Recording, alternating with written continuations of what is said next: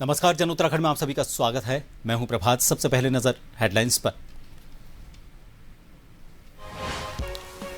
PM Modi की appeal के बाद सीएम धामी ने उठाए सकारात्मक कदम। No vehicle day, work from home, electric वाहनों के बढ़ावे पर दिया जोर। उत्तरकाशी डीएम पैदल पहुंचे ऑफिस।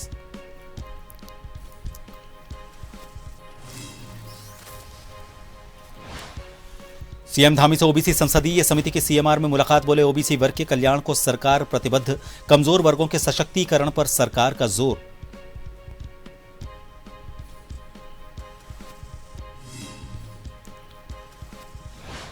हल्द्वानी की छात्रा अरीना रघुवंशी ने सीबीएसई में प्राप्त किया पहला स्थान। मुख्यमंत्री धामी ने फोन पर दी बधाई। उज्जवल भविष्य की कामना।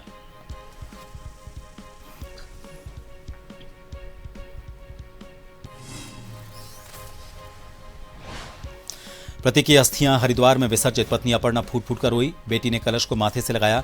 आई लव यू पापा का कार्ड गंगा में किया प्रवाहित।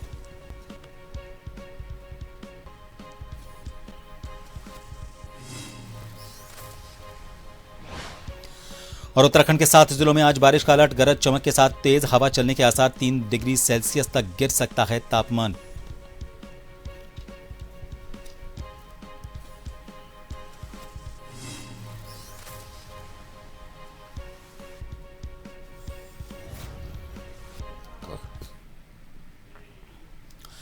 वैश्विक आर्थिक दबाव और ईंधन की बढ़ती कीमतों को देखते हुए मुख्यमंत्री पुष्कर सिंह धामी ने उत्तराखंड में कड़े सुधारात्मक कदम उठाए हैं। इसमें सरकारी स्तर पर no vehicle day, work from home, electric वाहनों को बढ़ावा, पीएनजी का विस्तार और स्थानीय उत्पादों के उपयोग पर जोर दिया गया है। मुख्यमंत्री पुष्कर सिंह धामी के इस आह्वान का असर दिखने लगा है। सूचना विभाग ने शनिवार के दिन को नो व्हीकल डे के रूप में चुना है और इसी के अंतर्गत आज सूचना विभाग के सभी अधिकारी और कर्मचारी ऑफिस पैदल, साइकिल या फिर इलेक्ट्रिक वाहन से पहुंचे।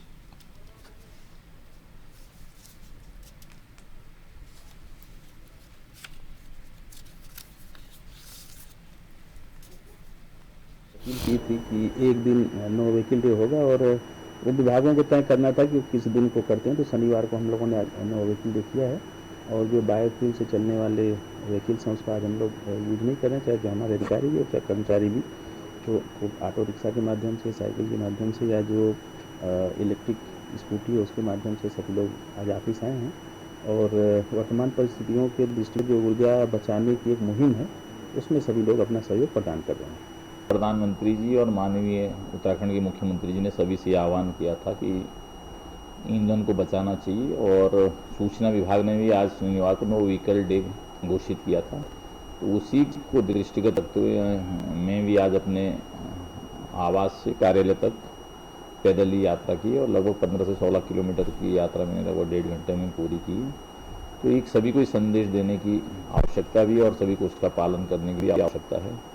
जैसे मैंने कहा कि बूंद बूंद से घड़ा भरता है, तो यदि सभी लोग इसका पालन करेंगे तो निश्चित रूप से वो देश के लिए, देश की तरक्की के लिए एक छोटी सी मुहिम सभी को करनी चाहिए और उसी का भी मैंने भी आज ये प्रयास किया। प्रधानमंत्री के ऊर्जा संरक्षण अभियान को जमीनी स्तर पर उतारते हुए उत्तरकाशी के जिलाधिकारी प्रशांत कुमार आर्य ने अनोखी पहल की। डीएम अपने सरकारी आवास से कलेक्ट्रेट तक पैदल पहुंचे और लोगों को ईंधन बचत और पर्यावरण संरक्षण का संदेश दिया। उन्होंने आम जनता, युवाओं और सरकारी कर्मचारियों से सप्ताह में एक दिन बिना निजी वाहन के पैदल चलने या फिर सार्वजनिक परिवहन अपनाने की अपील की।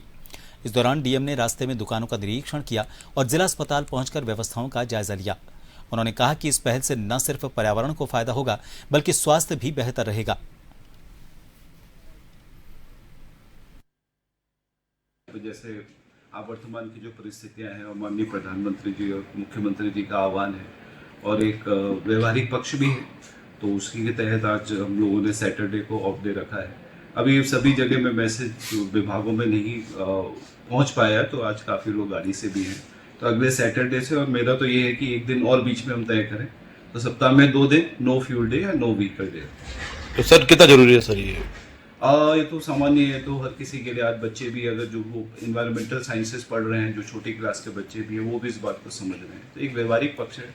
जितना ज़्यादा इसको हम अवेयरनेस कर पाएंगे इस बिंदु को, उतना ही है। जैसे साइकिल का है, पैदल चलना, उतना सेहत के लिए भी अच्छा है, पर्यावरण के लिए भी बेहतर है। भाजपा प्रदेश प्रवक्ता हनी पाठक ने प्रधानमंत्री नरेंद्र मोदी की अपील का समर्थन करते हुए लोगों से नो व्हीकल डे मुहिम में सहयोग करने की अपील की। उन्होंने कहा कि धामी कैबिनेट ने भी इस दिशा में नो व्हीकल डे लागू करने और वर्क फ्रॉम होम को बढ़ावा देने के निर्देश दिए हैं। पाठक ने कहा कि देश जब भी संकट में रहा है, जनता ने एकजुट होकर साथ दिया है। ऐसे में हर व्यक्ति को गिलहरी की तरह छोटा सा योगदान देना चाहिए। उन्होंने कहा कि एक दिन बिना वाहन के निकलने से प्रदूषण में कमी आएगी और पर्यावरण को भी राहत मिलेगी, इसलिए सभी को इस मुहिम से जुड़ना चाहिए।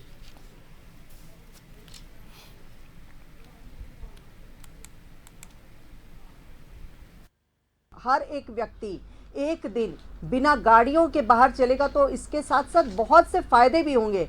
हेल्थ फिटनेस के साथ साथ साउंड पॉल्यूशन से राहत मिलेगी, नॉइस पॉल्यूशन से राहत मिलेगी, एयर पॉल्यूशन से राहत मिलेगी। तो इन सब चीज़ों से हमारे पर्यावरण को भी सुरक्षा मिलेगी। तो ये छोटी सी मुहिम है जो कि कई सारे फायदे लेकर आ रही है। उधम सिंह नगर के नानकमत्ता में आयोजित महाराणा प्रताप जयंती समारोह में मुख्यमंत्री पुष्कर सिंह धामी ने दीप प्रज्वलित कर कार्यक्रम का शुभारंभ किया। मुख्यमंत्री ने बोर्ड परीक्षाओं में उत्कृष्ट प्रदर्शन करने वाले विद्यार्थियों को सम्मानित किया। उन्होंने महाराणा प्रताप को राष्ट्रभक्ति, त्याग और स्वाभिमान का प्रतीक बताते हुए युवाओं को उनके आदर्शों से प्रेरणा लेने का संदेश दिया। मुख्यमंत्री ने जनजातीय समाज के विकास, शिक्षा और महिलाओं के आर्थिक सशक्तिकरण के लिए चलाई जा रही योजनाओं की जानकारी भी दी। कार्यक्रम से पहले मुख्यमंत्री ने नानकमत्ता गुरुद्वारा साहिब में मत्था टेक कर प्रदेश की सुख, समृद्धि और शांति की कामना की।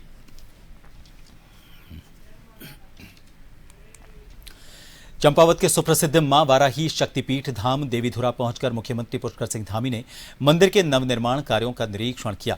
मुख्यमंत्री ने कहा कि मां वाराही धाम आस्था और उत्तराखंड की सांस्कृतिक विरासत का प्रमुख केंद्र है। उन्होंने कहा कि धाम का विकास मूल स्वरूप को सुरक्षित रखते हुए किया जाएगा ताकि श्रद्धालुओं को आधुनिक सुविधाएं मिल सकें। करीब 15 करोड़ रुपए की लागत से मंदिर का भव्य पुनर्निर्माण किया जाएगा। मुख्यमंत्री ने कहा कि इससे धार्मिक पर्यटन को बढ़ावा मिलेगा और स्थानीय युवाओं के लिए रोजगार के नए अवसर भी सृजित होंगे।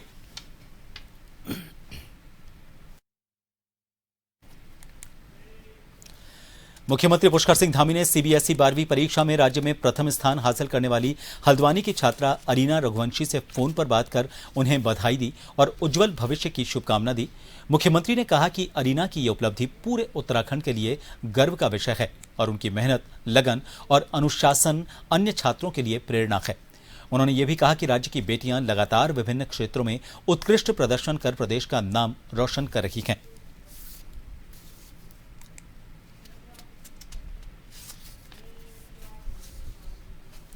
चंपावत के देवीधुरा स्थित राजकीय इंटर कॉलेज में मुख्यमंत्री पुष्कर सिंह धामी ने छात्र छात्राओं से संवाद किया।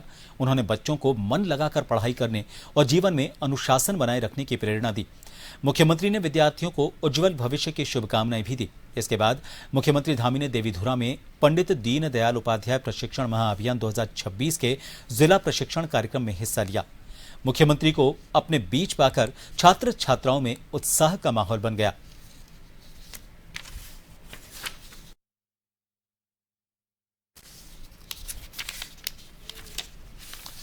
काशीपुर में प्रधानमंत्री नरेंद्र मोदी की ईंधन बचाने की अपील और मुख्यमंत्री पुष्कर सिंह धामी के निर्देशों के बाद उधम सिंह नगर पुलिस ने नो व्हीकल डे अभियान शुरू किया है। अभियान के तहत पुलिस अधिकारी और कर्मचारी बिना सरकारी वाहनों के कार्यालय पहुंचे। एसपी काशीपुर स्वप्न किशोर सिंह भी अपने आवास से पैदल चलकर कार्यालय पहुंचे। उन्होंने कहा कि सप्ताह में एक दिन वाहन का कम उपयोग करने से ईंधन की बचत और प्रदूषण में कमी लाई जा सकती है। पुलिस प्रशासन ने लोगों से भी पर्यावरण संरक्षण और संसाधनों की बचत में सहयोग करने की अपील की। अधिकारियों ने कहा कि ऐसे जन जागरूकता अभियान आगे भी लगातार चलाए जाएंगे।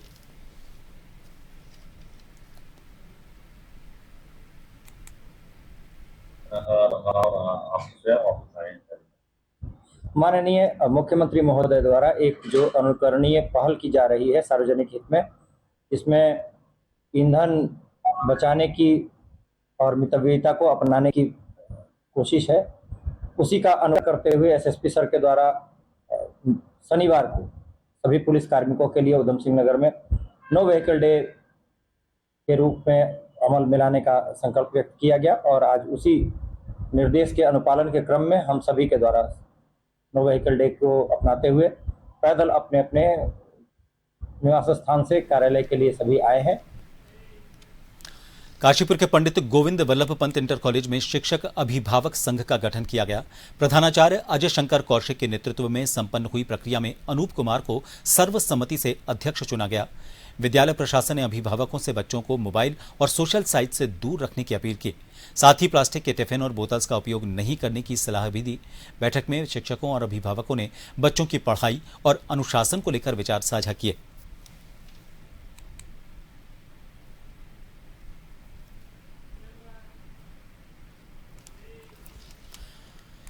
लोहाघाट में सुहागन महिलाओं ने श्रद्धा और भक्तिभाव के साथ वट सावित्री व्रत रखा। सर्वदेव मंदिर में सुबह से महिलाओं की भारी भीड़ देखने को मिली। महिलाओं ने बट और पीपल वृक्ष की पूजा कर रक्षा धागा बांधा और 7 परिक्रमा की। पंडित प्रकाश पुनेठा ने विधि विधान से पूजा और कथा संपन्न करवाई। महिलाओं ने पति की लंबी उम्र और परिवार में सुख शांति की कामना की। व्रत को लेकर महिलाओं में उत्साह और धार्मिक आस्था का माहौल देखने को मिला।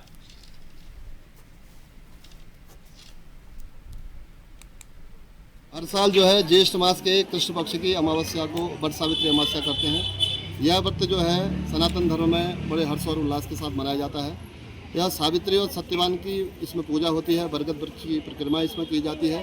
सावित्री जो थी अश्वपति राजा की कन्या थी।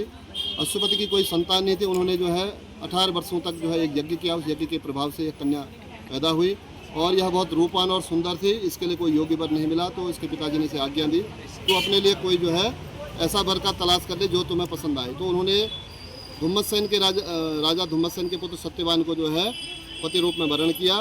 तो उनको जब पता चला, नारद जी ने बताया कि वह अल्पायु है, 1 वर्ष ही उसकी उम्र बची है, तो उन्होंने जो है उसके साथ प्राणिग्रहण संस्कार करने का जब पूर्ण संकल्प ले लिया था तो उनका अब जो भी होगा मैं तो इसके साथ जीवन यापन करने का सोच लिया है। 1 वर्ष बाद जब उसकी मृत्यु का दिन निकट आया तो उसने 3 दिन पहले से अन्न और जल का त्याग कर दिया था और उस व्रत के प्रभाव से उसने यमराज से अपने पति के प्राणों की रक्षा की।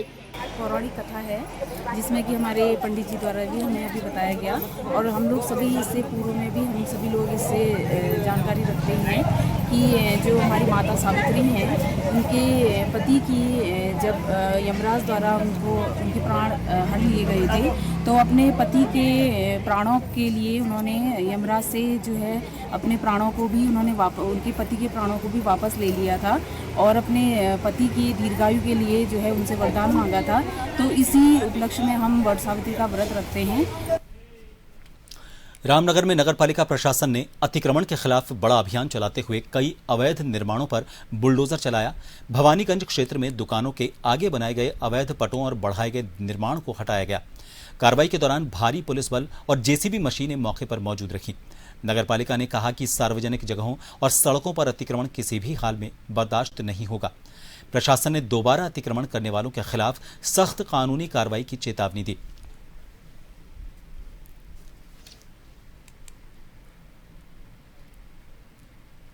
प्रशासन के द्वारा हमें प्राप्त निर्देशों के अनुसार यह कार्रवाई की जा रही है। इसमें आज हम लोग जो है वो भवानीगंज जो हमारे काशीपुर रोड है इसमें मुख्यतः तौर पे जो हमारे नालों को काटकर जो अतिक्रमण किया गया उसमें हम लोग की मुख्यतः तौर पे कार्रवाई की गई है। अभी पिछले हफ्ते डीएम महोदय की अध्यक्षता में आपदा के संबंध में भी एक बैठक हुई थी जिसमें हमें निर्देश प्राप्त हुए थे कि अपने नालों के ऊपर सभी प्रकार के अतिक्रमण को हटाया जाए। तो उन्हीं आदेशों के क्रम में आज हम लोग के द्वारा कार्रवाई की जा रही है और इसमें हम लोग लगातार कार्रवाई करते रहे। मंदिर में शनिदेव जयंती और शनि मंदिर की 13वीं वर्षगांठ पर भव्य धार्मिक आयोजन किया गया। मंदिर में नवग्रह हवन पूजन, रुद्राभिषेक, महाआरती और प्रसाद वितरण कार्यक्रम संपन्न हुआ। सैकड़ों श्रद्धालुओं ने पहुंचकर शनिदेव महाराज के दर्शन किए और सुख समृद्धि की कामना की। मंदिर परिसर में खिचड़ी भंडारे का भी आयोजन किया गया। इस दौरान यूपी से आए एक व्यक्ति ने अपनी लापता बेटी की सकुशल बरामदगी के लिए माता के दरबार में अर्जी लगाई। कार्यक्रम में बड़ी संख्या में श्रद्धालु मौजूद रहे। पूरे मंदिर परिसर में भक्तिमय माहौल देखने को मिला। मुख्यमंत्री पुष्कर सिंह धामी से मुख्यमंत्री आवास में ओबीसी वेलफेयर पार्लियामेंट्री कमेटी के प्रतिनिधिमंडल ने मुलाकात की। इस दौरान मुख्यमंत्री ने कहा कि ओबीसी संसदीय समिति सामाजिक न्याय और समावेशी विकास में अहम भूमिका निभाती है। उन्होंने बताया कि राज्य में ओबीसी वर्ग के कल्याण के लिए मजबूत विधिक और संस्थागत व्यवस्था के तहत योजनाओं का लाभ हर परिवार तक पहुंचाया जा रहा है। मुख्यमंत्री ने कहा कि प्रदेश में करीब 90 जाति उपजातियां ओबीसी सूची में शामिल हैं, जिनके विकास के लिए सरकार प्रतिबद्ध है और बजट और नीतियां भी गरीब, वंचित और कमजोर वर्गों को ध्यान में रखकर तैयार की जा रही हैं।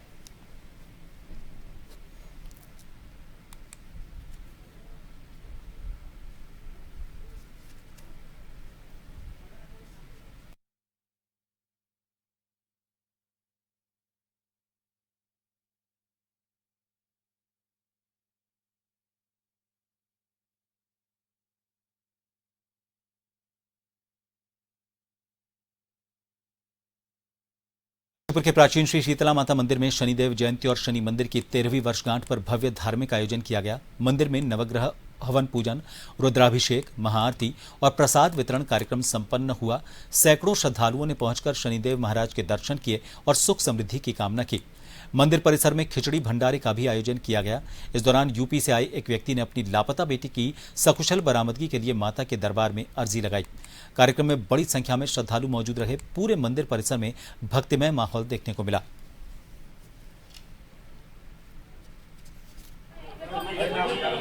आज सुबह से शनि भगवान का रुद्राभिषेक हुआ, उसके बाद तेल से अभिषेक हुआ, महास्नान हुआ, फिर हवन पूजन हुआ, फिर उनकी महाआरती हुई है। उसके बाद भैया प्रसाद का भोग लगा के प्रसाद वितरण किया जा रहा है। छोटी छोटी कन्याएं भोजन कर रही हैं, जनता आ रही है, प्रसाद ग्रहण कर रही है, उनका आशीर्वाद कर रही है। सुबह से पूजन चल रहा है, उनका तेल से अभिषेक हो रहा है, धूप दीपक शनि दान सुबह से चल रहा है कार्य। श्रद्धालुओं किस तरह का उत्साह देखा जा रहा है? ये उत्साह बहुत है भक्तों में। गर्मी है लेकिन अपने बाहर सब लंगर चल रहा है, पूरे से लोग जो आ रहे हैं सहयोग कर रहे हैं, अपने इस तरीके से सब सेवा कर रहे हैं। सुबह से भोजन खिलाने में बहुत मदद करी जा रही है पूरे इस तरीके से। और बाकी जो भी जा रहा है अपना भैया अपनी तरफ से पूरा सहयोग करने की कोशिश कर रहा है जितना भी उनसे हो रहा है। श्रद्धालुओं किस तरह की भीड़ उमड़ रही है प्रसाद ग्रहण करने पर? भीड़ भैया सुबह से बहुत उमड़ रही है और बढ़ने पे ही है भीड़। जैसे तो प्रसाद दिन बढ़ा दिन भीड़ बढ़ती जा रही है। रुड़की में आसई ग्लास इंडिया के श्रमिक पिछले 4 दिन से धरने पर बैठे हैं। श्रमिकों ने 8 घंटे ड्यूटी और सरकारी नियमों के अनुसार उचित वेतन समेत 20 मांगे उठाई हैं। धरने पर बैठे श्रमिकों का कहना है कि अब तक कंपनी प्रबंधन की ओर से कोई समाधान नहीं निकला है। पूर्व ब्लॉक प्रमुख जितेंद्र और भीम आर्मी के पदाधिकारी भी श्रमिकों के समर्थन में धरना स्थल पर पहुंचे। मजदूरों ने मांगे पूरी नहीं होने पर आंदोलन तेज करने की चेतावनी दी।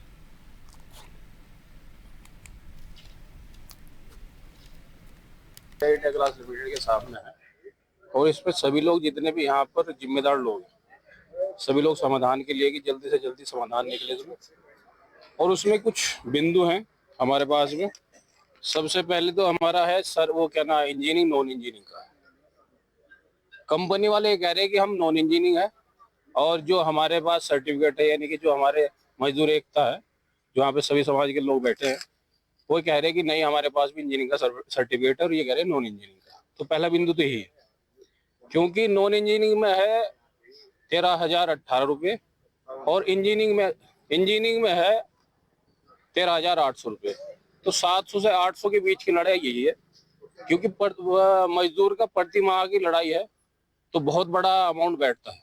एकदम जो अनुभव हैं व्यक्तियों को 2-2 साल से ऊपर काम करते हुएगा तो उनको यहाँ पर परमानेंट किया जाए। मैं 2 साल की बात कर रहा हूँ, लगभग इस फैक्ट्री के अंदर 15 और 16-17 साल से भी लगातार काम कर रहे हैं, वो भी आज तक उसी स्थिति में हैं। जबकि ये है कि फैक्ट्री में लगभग 5 साल के बाद में उसको परमानेंट कर देना जैसे मेरा मानना तो ये सब। बाकी लो भी यही कहता है कि इसका कि कर देना चाहिए और उसके हिसाब से उसका इंक्रीमेंट। रुड़की के बेल्डा और केलहनपुर गांव में बिजली चोरी के खिलाफ बड़ी कार्रवाई करते हुए ऊर्जा निगम और विजिलेंस टीम ने संयुक्त छापामारी की। इस दौरान कुल 20 लोगों को बिजली चोरी करते हुए पकड़ा गया, जिनमें बेल्डा गांव के 12 और केलहनपुर के 8 लोग शामिल हैं। टीम ने मौके पर खुलेआम केबल डालकर की जा रही चोरी को पकड़ा और अवैध तार और उपकरण जब्त कर लिए। अचानक हुई इस कार्रवाई से दोनों गांवों में हड़कंप मच गया। ऊर्जा निगम की एसडीओ अनीता सैनी ने साफ कहा कि बिजली चोरी किसी भी सूरत में बर्दाश्त नहीं की जाएगी और आगे भी ऐसे ही अभियान जारी रहेंगे। और आजकल हमारे जो है ना फीडरों पे मतलब ओवरलोड की वजह से ट्रिप कर रहे थे। एबी केबल में आग लगना, बाकी ट्रांसफार्मर का जलना, पूरा ट्रांसफार्मर ट्रिप हो जाना, लोड भी बढ़ रहा था। उसके अलग शिकायतें भी थी तो वही विजिलेंस के पास में लगातार शिकायतें जब जाती हैं तो वो आती है क्षेत्र में तो वो इसकी कार्रवाई थी। रामनगर के भवानीगंज गूलर घट्टी रोड स्थित आशियाना कॉलोनी के लोगों ने आरटीआई कार्यकर्ता अजीम खान के खिलाफ मोर्चा खोल दिया है। दर्जनों कॉलोनी वासियों ने कोतवाली पहुंचकर कोतवाल को तहरीर सौंपते हुए गंभीर आरोप लगाए हैं। लोगों का कहना है कि अजीम खान पैसे की मांग करते हैं और मांग पूरी न होने पर मकान तोड़वाने की धमकी देते हैं। साथ ही सोशल मीडिया पर भ्रामक पोस्ट डालकर मानसिक उत्पीड़न करने का भी आरोप लगाया गया। कॉलोनी वासियों ने इस मामले में एसडीएम को भी ज्ञापन सौंपा। पुलिस का कहना है कि पूरे मामले की जांच के बाद ही आगे की वैधानिक कार्रवाई की जाएगी। मामला पूरा यह है, एक हमारे यहाँ रामनगर में व्यक्ति है अजीम खान जो अपने आप को आरटीआई कार्यकर्ता बताते हैं जिन्होंने हमारे शहर में भी और हमारी कॉलोनी में भी सब लोगों को इतना परेशान कर रखा है। आए दिन रंगदारी मांगना, हर घर परिवार से ये कह रहे हैं कि मुझे पैसे चाहिए, नहीं तो तुम्हारे मकान में तोड़वा दूंगा। जबकि हमारा जो इस पे बात चल रहा है माननीय रामनगर सिविल कोर्ट में दाखिल है। जो कोर्ट की जो भी फैसला आएगा वो हमें मंजूर होगा। जब हम अपने उसके लिए लड़ रहे हैं तो एक आदमी हमें ज़बरदस्ती उसके लिए जो है विवश कर रहा है कि आप हमें पैसे दो। मतलब एक हमारी जो संपत्ति पुरानी दादालाई संपत्ति है, जिसका वाद जो है न्यायालय में चल रहा है। अब उसको लेके ये भ्रमित करता रहता है, समय समय पे जगह जगह पोस्ट डालता रहता है फेसबुक पे, पैसे की डिमांड करता रहता है। अजीम खान नाम का ये एक्टिविस्ट बताता है, बाकी रंगदारी का धंधा है इसका। सपा प्रमुख अखिलेश यादव के छोटे भाई प्रतीक यादव की अस्थियां शनिवार को हरिद्वार में गंगा में विसर्जित की गईं। योग गुरु बाबा रामदेव की मौजूदगी में ये रस्म पूरी हुई। इस दौरान छोटी बेटी ने आई लव पापा लिखा कार्ड भी गंगा में बहाया।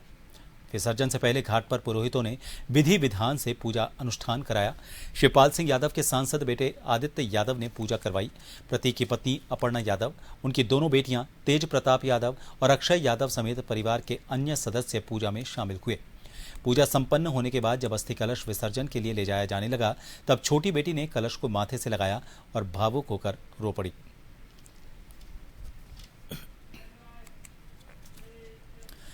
उत्तराखंड के 7 जिलों में आज गरज चमक के साथ बारिश और तेज हवा चलने की संभावना जताई गई। खासकर पहाड़ी इलाकों में दोपहर बाद मौसम सक्रिय हो गया। मैदानी जिलों में दिन भर गर्मी बनी रही, लेकिन शाम के समय बादल छाए और हल्की बूंदाबांदी होने के आसार भी नजर आए। मौसम विभाग ने बागेश्वर, पिथौरागढ़, रुद्रप्रयाग, टिहरी, पौड़ी, उत्तरकाशी और चमोली जिलों के लिए येलो अलर्ट जारी किया। इन जिलों में 30 से 40 किलोमीटर प्रति घंटे की रफ्तार से तेज हवा चल सकती है। वहीं ज्यादा ऊंचाई वाले क्षेत्रों में हल्की बर्फबारी की भी संभावना जताई गई है। अगले 24 घंटे के दौरान प्रदेश के ज्यादातर हिस्सों में अधिकतम तापमान में 1 से 3 डिग्री सेल्सियस तक गिरावट दर्ज की जा सकती है। हालांकि इसके बाद अगले 4 से 5 दिन में तापमान धीरे धीरे 2 से 4 डिग्री सेल्सियस तक बढ़ने की संभावना है। फिलहाल के लिए इस बुलेटिन में इतना ही। दीजिए इजाजत। नमस्कार।